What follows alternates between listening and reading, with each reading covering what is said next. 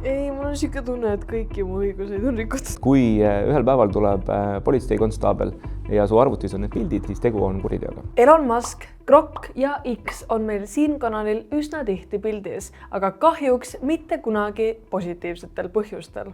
Ja paraku ei ole me siia ka täna kogunenud mitte millegi hea pärast. Kui sa oled X-i kasutaja, siis sa oled kindlasti näinud, kuidas keegi palub sealsete postituste all Grokil kas nalja visata või lihtsalt midagi seletada. Ja see kõik tundus alguses süütu. Grok on Elon Muski firma XAI loodud tehisintellekt, mis töötab otse X-i platvormil. See tuli välja 2023 lõpus ja algselt oli ta lihtsalt tavaline vestlusrobot.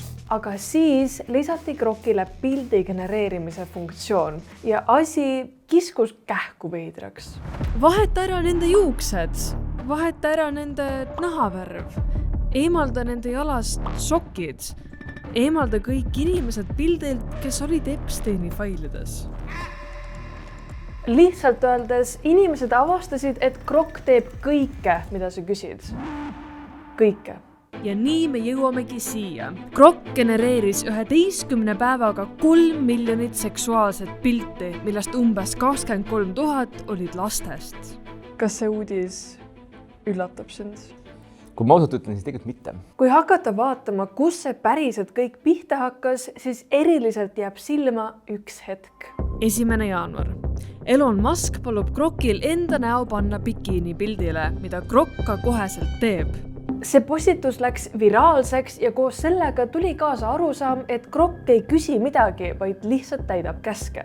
Ja kui Elon ise nii teeb, siis miks ma ei või?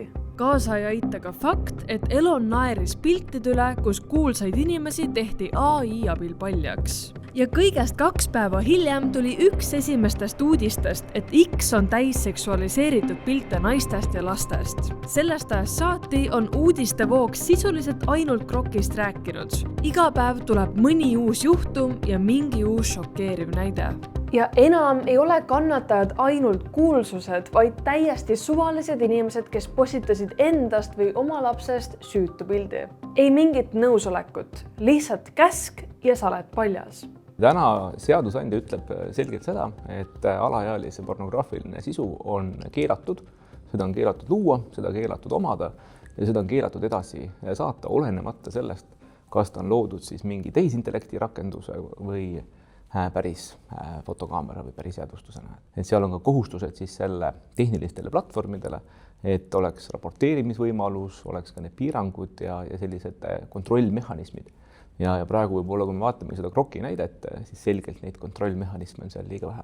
Ja mis teeb selle kõige hullemaks? See on nii lihtne. Omal ajal pidi sellega vaeva nägema. Ma räägin, nagu ma õudselt teaks.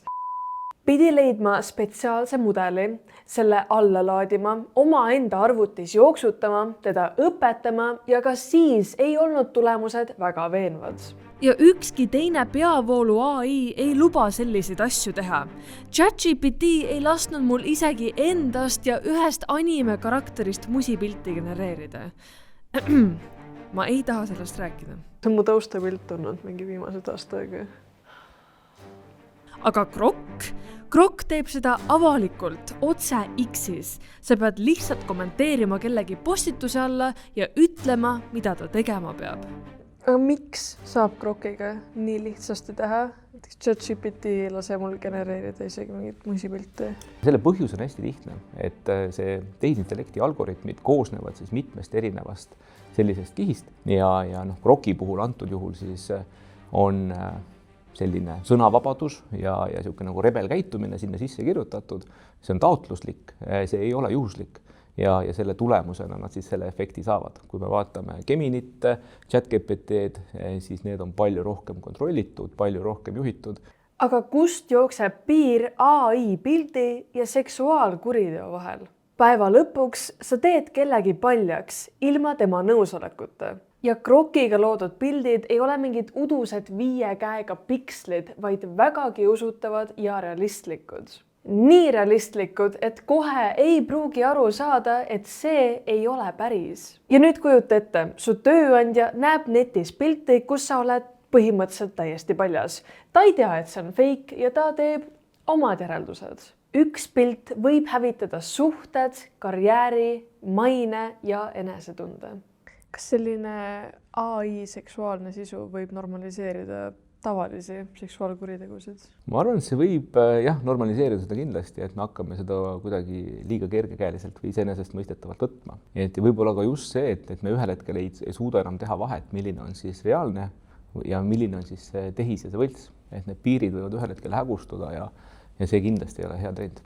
Muidugi ei olnud meedia ainus, kes oli šokeeritud. Asi läks nii suureks, et Filipiinid, Indoneesia ja Malaisia keelasid ajutiselt krokki ära. Samuti alustas Euroopa Komisjon ametlikku uurimist terve X-i platvormi suhtes. Uurimine käib Euroopa Liidu digiteenuste määruse ehk DSA alusel.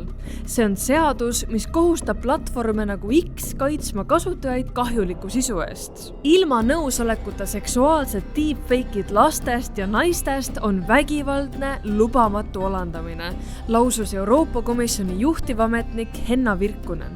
Õnneks meie elame selles osas maailmast, kus seadused tulevad järgi, et mitte ei ole seadused ees. Et nii ka praegu siin, kui me vaatame Euroopat ja selliseid Euroopa riike laiemalt, siis tegelikult neid seaduseid praegu muudetakse ja vaadatakse üle, et kuidas seda paremini reguleerida. Et ta on kindlasti ka tehnoloogiliselt uus. Tahate kuulda tõsiselt head lugu? Mul oli sünnipäev ja äkki helistas tütar, et ta on haiglas. Ja samal ajal istus tütar mu vastas. Nii hea, et nüüd kaitseb Telia mind selliste petukõnede eest. Ilmselgelt on asi väga tõsine ja võib kellegi elu ära rikkuda, nii et kas Elon võttis kähku probleemi käsile? Väidetavalt pandi krokile mingid piirid ette, et ta ei tohi teha seksuaalseid pilte ning lisaks tehti piltide genereerimine võimalikuks ainult premium kasutajatele. Kuigi nad lubasid 15. jaanuaril, et krokk enam ei tee seksuaalseid pilte, siis ma ei tea. Mul on hetkel reaalselt mitu postitust ees, kus krokk on genereerinud naiste pepost pilte. Ja see oli tund aega tagasi, 1. veebruaril. Okei, proovime.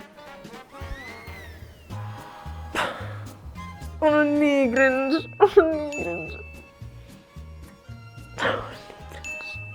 Ma ei tea, midagi ei toimu hetkel. Ma tahan ära kustutada seda nii väga hoolselt kui cringe.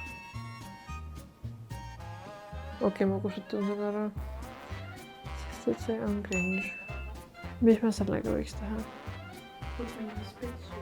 Spacesuit.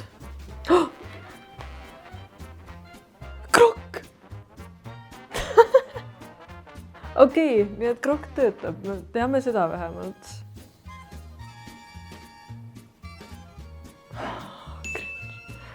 Võtame Markara ära ja teeme temast Elon Muski.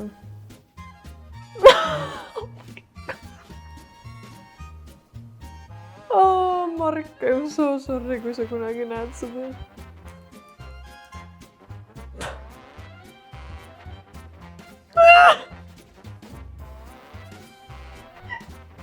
Ei, mul on siuke tunne, et kõiki mu õiguseid on rikutud nagu.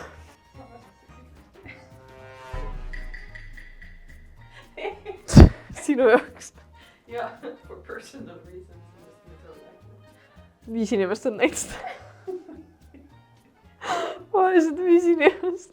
Meil on spacesuit, meil on Elon Musk, aga ta ei taha mind panna bikiinidesse.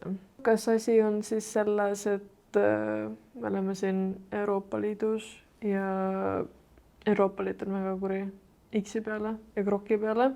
Et kas need postitused, mis ma siis pärast paar tundi tagasi nägin, kas need on tehtud kusagil mujal, mingite muude seaduste all, ma ei tea, aga minust bikiinipilti ei saanud. Mida rohkem selle teema kohta uurida, seda rohkem kummitab mind ebamugav küsimus. Äkki Elon ei olegi huvitatud selle peatamisest? Krokk on unikaalne.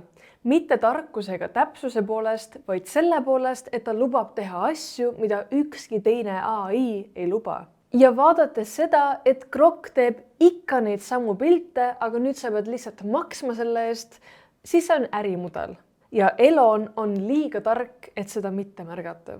Kas see, et see krokk laseb teha neid pilte, et kas see on ka nagu äri mõttes otsus Eloni poolt? Praegu me siin sellest krokist räägime, nii et selge see, et mis see ütlus on, et tähelepanu on valuuta, et siin kindlasti see on mängus. Selle kroki ja Elon Muski pähe muidugi väga raske lõpuni näha, aga selline tähelepanu vajadus selgelt sealt välja paistab. Ja praegu ka selle kroki kasutajate arvud on kasvanud, tasuliste kontode hulk on kasvanud. Et see seda põhjustab, jah. See kõik ei ole enam lihtsalt AI eksimine. See on AI, millel lubatakse eksida, sellepärast et see toob klikke, tähelepanu ja ilmselt ka raha. Ja samal ajal saavad kannatada täiesti suvalised inimesed, kes ei palunud seda. Kuid äkki ei ole probleem lihtsalt tehnoloogias või Elonis, vaid nendes, kes seda vaikidest pealt vaatavad või ise seda teenust kasutavad. Tehnoloogia ei ole süüdi.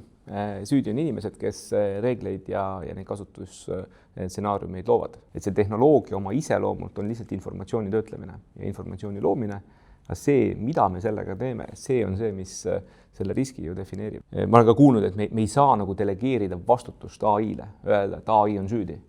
Et kui meie selliseid sisu jagame, sellist sisu loome, siis meie oleme süüdi. Võib-olla seda ei saa ära unustada. Mida peaks tegema inimene, kes niisugust sisu näeb näiteks X-i platvormil? No üks, ma arvan, mis praegu on nagu ohtlik trend on see, et ta tundub rebel ja me jagame seda edasi. Et ärme jaga. Tegu on keelatud sisuga, mille omamine, mille loomine ja mille jagamine on keelatud. Kui ühel päeval tuleb politseikonstaabel ja su arvutis on need pildid, siis tegu on kuriteoga.